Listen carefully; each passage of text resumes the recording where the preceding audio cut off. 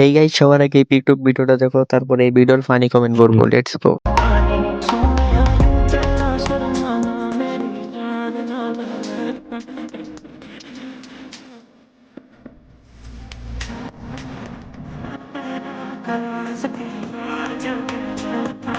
तो चलिए शुरू करते हैं।